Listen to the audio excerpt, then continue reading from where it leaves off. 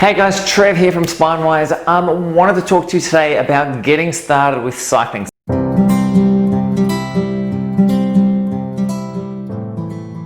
Had a few people recently ask about how do we get our kids involved in cycling, how do you make your kids have so much interest in the sport, and how do you actually incorporate it in a safe manner? Because cycling is a great way to get fit, especially as you're getting older and especially for younger kids. It teaches them road rules at a very young age, and as we get older it keeps us fit without having to worry about the massive impact on our joints from things like running.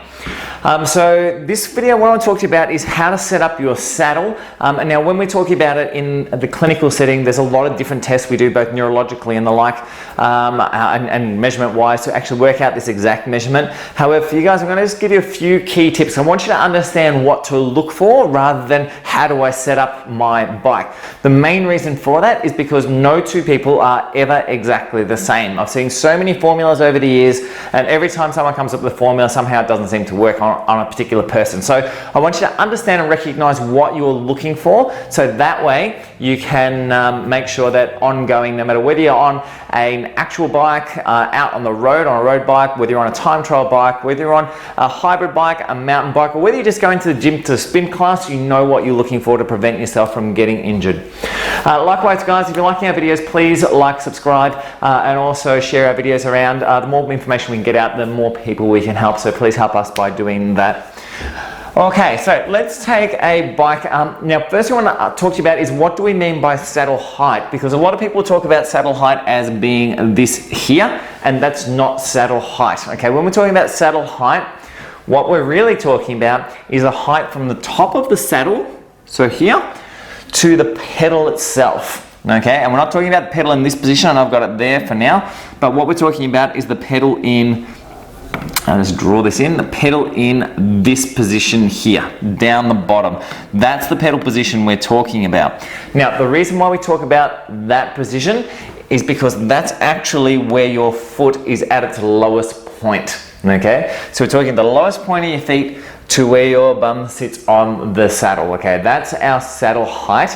We want to be measuring that distance, not to the floor. The reason why the floor doesn't work is because based upon what type of bike you ride, and even worse if you're talking about spin bikes or stationary bikes, all bikes have a tendency to change their bottom bracket height, which is this area here. So if you're on a high performing top end road bike or a time trial bike, you'll find they have a very, very low bottom bracket to make them ultra fast and climb a lot quicker, where if you're on a more of a compact geometry bike, these tend to be a bit higher to give you a little bit more control of the bike and a bit more stability.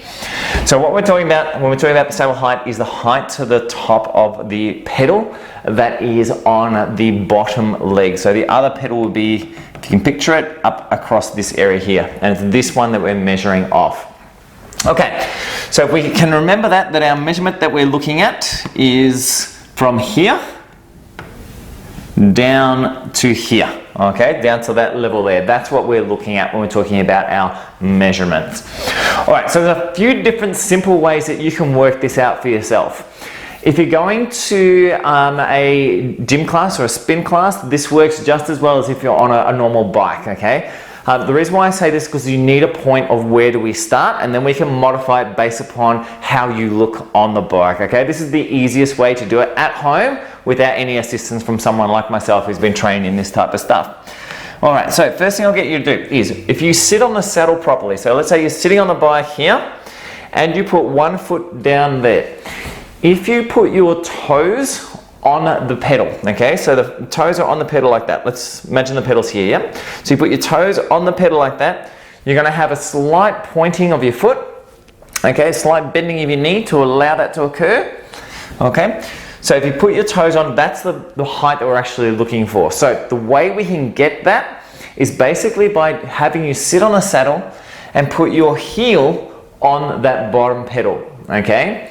So we want the heel here, and what we're looking for is that your pelvis is straight. So if we were to look from behind, this is us here, that's our saddle, this is our bottom here, leg is coming down here on the pedal. If our leg is straight here and our heel is on the pedal down there, we should see that our pelvis is perfectly straight. If your pelvis is pointing downwards, okay, so we're on the angle, so you're reaching down, it means that your saddle is too high. In other words, it's too far for your leg to reach the pedal. If it's going the other way and your hip on that side is elevated, so rather than here, you're in this manner, if you tilt it up like that, it means the pedal here is too close to you, or in other words, your saddle is too low. So that's where you're going to start from, okay? So just basically put your heel onto the pedal at 3, and so where it's at 12 and 6 o'clock, we're going to put our heel on that pedal, and we want our pelvis to be perfectly straight with our heel on the pedal. Then as soon as you go to get your toes on the pedal, your knees are going to bend slightly, and it's going to get you roughly in the approximate area that you should be at, okay? Once you're there, then go for a ride, and then we're going to refine it based upon what you experience, okay? And there's 3 areas that we can look at that from. Firstly is the foot, the second one is at the knee, and the third one is at your hips, okay? So let's go with the foot to begin with. So when you're riding, if you're seeing that you're now riding and your toes are pointing downwards like this, okay, you need to lower your saddle slightly. If you find that your toes are pointing upwards like this, then you need to raise your saddle, okay? So if your toes are pointing down, it means your saddle's too high. We're going to drop it down a little bit. If your toes are pointing that way, it means your saddles are too low. We're going to raise the saddle up a little bit. All right, so that's the first thing we should see. Next one we can look at with the feet as well are your toes. If your toes are curling, and let's say you're actually gripping the shoe like that, then this is a sign that you're clenching, you're trying to reach on one side. And what will often happen with people like this is what you'll do is you'll move over to one side of the saddle. One leg, toes will be tight, and the other leg, they won't be, they'll be relaxed, okay? This is also often another sign that your saddle is too high, okay? So there's a few ones there we're looking for already. Let's go to the knee. The knee's a bit harder. The knee one you really need to look at more so from a visual perspective. But if our knee bend is less than 20 degrees, so if you can imagine we're here, this is our leg coming down like this now, okay? If this angle here is less than 20 degrees. All right, so our leg is too straight, we need to lower the saddle down a little bit. If our knee bend is beyond 30 degrees, so we've got a real extreme bend now, so something like this, really coming back, that's a sign that your saddle is too low, okay? So as a general rule, the lower the saddle is, the more quadricep power you're gonna produce, and that'll help you with climbing, with hills and things like that. The higher the saddle is, the more downwards pressure you're going to get, which will help you more on the flats. But we need to be careful in terms of extremes with all those things. So a couple of symptoms you can look for. If the saddle is too high and our knee bend is too low, you're going to get instability around the kneecap. Okay, so there's not going to be enough contraction. The kneecap's going to start floating around the front of the knee, and the result of that often is tightening of the lateral part of your leg, and you'll feel that as lateral knee pain. So what we call ITB friction syndromes are often a common occurrence with these type of things. If your knee bend goes beyond 30 degrees, as I said before, you're going to be pushing too hard on those quadriceps, you're going to keep working them too hard, and you're going to have a lot of pressure on your kneecaps, and the net result is quite often patellar problems, that is anterior knee pain. So if you're getting pain on the outside of the knee, it's usually a sign that your seat post is getting, your saddle height is getting a little bit too high. If it's getting too low, you'll often get patellar problems, so the kneecap, anterior knee problems. All right, if we're heading to the hip, so let's now looking at the hip itself now. So if our hip is too flex, okay, so this is what happens when our saddle is too low, or you're bringing your bars down too low, we're too flex.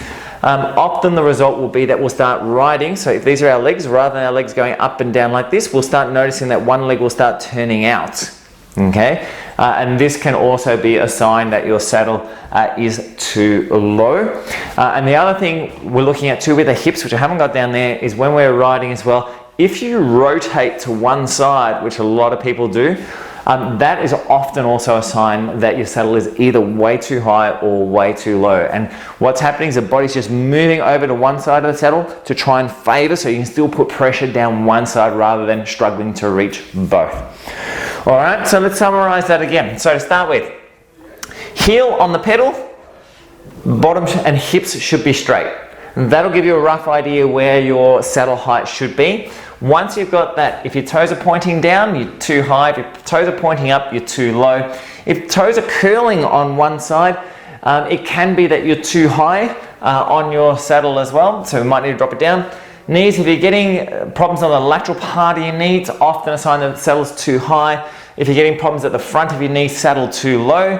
And if we're having a leg turn out, so we're reaching out sideways and we're pedaling this way, this can also be the sign that your seat post is too low or your saddle is too low, or that you're leaning too far forward and we need to lift the front end of the bike up. Anyway guys, that's a really simplified and quick introduction in terms of how do we set our seat post, but as I said, or seat height. But as I said to you, this is applicable to anything, whether you're talking about a child's bike, whether you're talking about a spin bike at your spin class at the gym, or whether you're going out for a casual ride on the road. This is a very basic thing that needs to be done on every single person, okay? The most common issue that I see with people starting out cycling, I'm not talking about people going out buying $10,000 road bikes, I'm talking about the everyday person who going out for a ride for the first time, is that they try and set their saddle height so they can reach the floor. In other words, this measurement here, they are making into this measurement here being the road, okay? You don't set your seat height to the road, you set it to the bottom of your pedal stroke. That's where you're pedaling, that's where it's important. Anyway guys, that's a quick introduction to getting your saddle height sorted. I said when we do that type of stuff here in the office and we're looking at this, there are a lot of in-depth measurements and a lot of in-depth neurology we look at to work out exactly what the right height is for people. But this is a nice little quick introduction. If you do have any questions on it, please feel free to post up below, or otherwise feel free to send me a message as well. Always happy to help you out in any way, shape or form that I can. Anyway, I shall catch you in the next vid. Bye for now guys.